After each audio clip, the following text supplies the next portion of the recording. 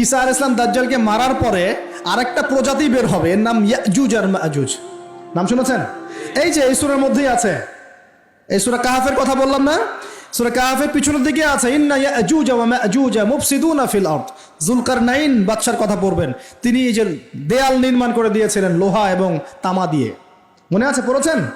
আচ্ছা, এই ইয়াজুজ আর মাজুজ যখন বের হবে পৃথিবীর পানি খেয়ে শেষ করে ফেলে দিবে একেবারে। এর এত বেশি হিংস্র হবে যে এদের সাথে লড়াই করার মতো ক্ষমতা কোনো মানুষেরই থাকবে না। এমনকি ঈসা আলাইহিস সালামেরও নয়।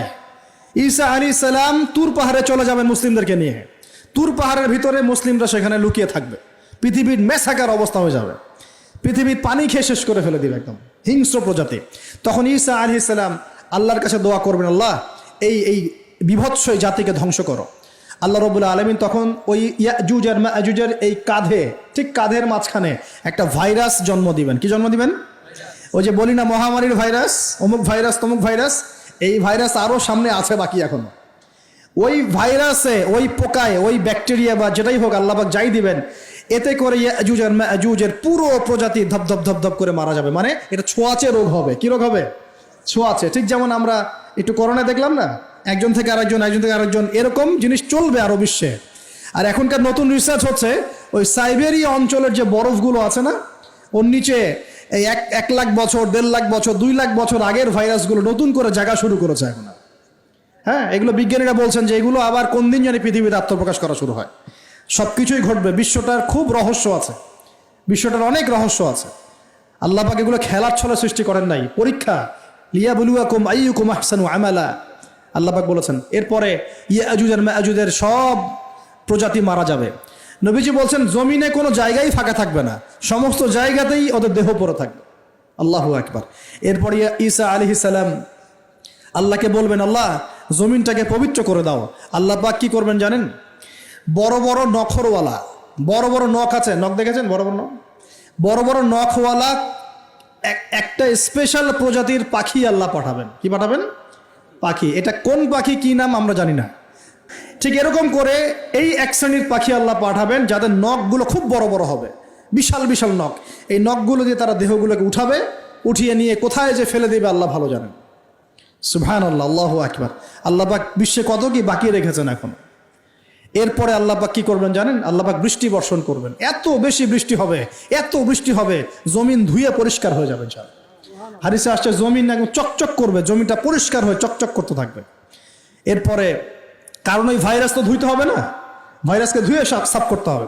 তারপরে ঈসা আলাইহিস সালামের সময়ে বলা হচ্ছে, তার সময়ে একটা ডালিম, ডালিম দেখেছেন কিনা? আনার ডালিম, এই ডালিমের যে খোসা হয় না, এই ডালিমের খোসার নিচে একটা পুরো পরিবার আশ্রয় নিতে পারবে। কি বুঝলেন? এত বড় বড় ফল হবে, এত বরকত হবে জমিনের মধ্যে। কখন বরকত হয়? যখন একটা জনপদের অধিবাসীরা আল্লাহর সামনে আত্মসমর্পণ করে, তখন আল্লাহ বরকত দেন। আমরা কি আত্মসমর্পণ করছি? এই জন্যই তো অর্থনৈতিক মন্দা চলছে। এমনি এমনি নাকি? সুদ খাচ্ছেন, দিব্যি ঘুষ খাচ্ছেন, দুর্নীতি করছেন, জেনা করছেন, মানুষের সম্পদ আত্মসাৎ করছেন, মাপে কম দিচ্ছেন, আবার নামাজও পড়ছেন, মাশাআল্লাহ। তো বরকত কোত্থেকে আসবে? তো বরকত কখন আসে? যখন একটা কওম আল্লাহর সামনে সম্পূর্ণ আত্মসমর্পণ করে। একটা ডালিম হবে, এটা রূপকথা নয়, এগুলা গাল গল্প বলছি না। এই প্রতিটা কথা আল্লাহ পাকের ওহী থেকে আসছে, এর একটা কথা মিথ্যা হবে না ইনশাআল্লাহ তাআলা। বিশ্ববাসীরা দেখবে একটা ডালিমের নিচে একটা পরিবার আশ্রয় নিতে পারবে। এত স্পেসিফিকলি বলা হয়েছে হাদিসগুলোতে। নবী সাল্লাল্লাহু আলাইহি ওয়াসাল্লাম বলেছেন যে 10 জন ঘোড়সওয়ার, কয়জন ঘোড়সওয়ার? 10 জন ঘোড়সওয়ার বের হবে ইমাম মাহদির সময়, যারা খোঁজ নিতে যাবে যে দেখি দাজ্জাল বের হয়েছে কিনা। ঘোড়ায় করে খোঁজ নিতে যাবে, দেখি দাজ্জাল বের হয়েছে কিনা। ওই 10, নবীজি বলছেন আমি ওই 10 জনের নামও জানি, ওদের বাবার নামও জানি। সুবহানাল্লাহ।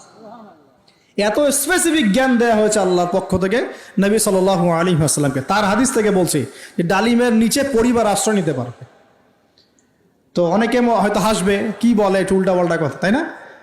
নাস্তিকরা মনে করতে পারে যে হাসবে, আরে হাহারি এক দিয়ে রেখে দেবে।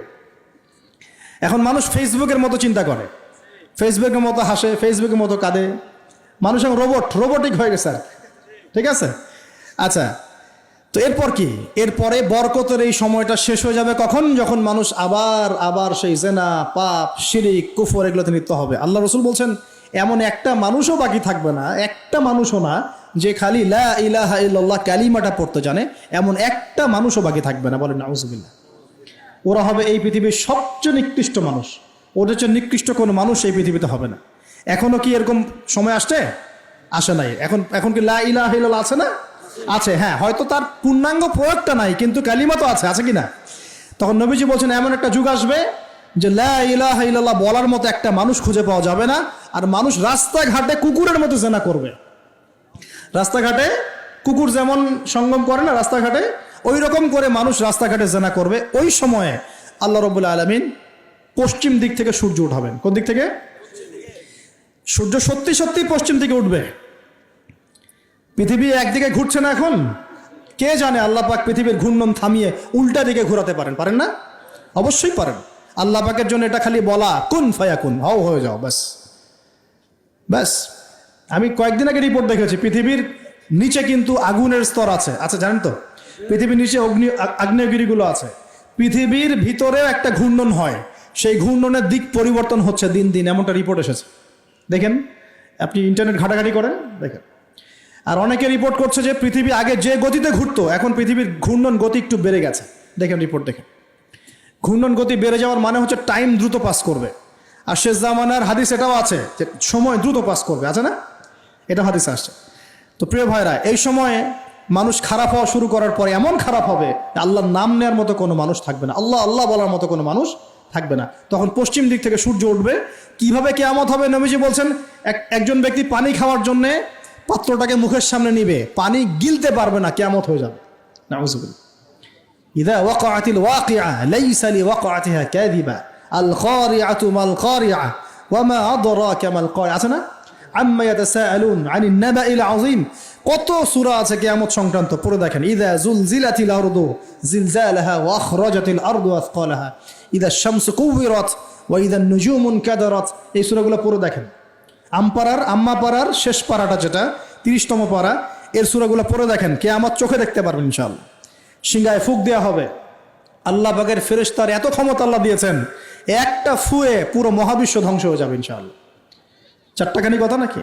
দ্বিতীয় ফুৎকারে আবার সবাইকে জীবিত করা হবে। এবং এই যে দুনিয়ার জীবনটা আমরা কাটাচ্ছি, এই 30, 40, 50, 60, 100 বছরের জীবন, এই জীবনের এক একটা হিসেব আল্লাহর সামনে দাঁড়িয়ে সেদিন দেওয়া লাগবে।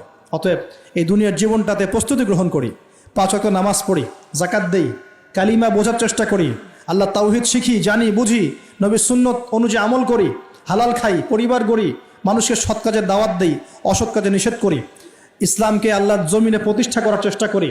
আল্লাহ পাক যা দিয়েছেন, জানমাল, সময়, শ্রম, আল্লাহ পাক যা দিয়েছেন, ক্ষমতা, প্রতিপত্তি, সম্পদ, এগুলোকে আল্লাহর দ্বীনের জন্য ব্যয় করি।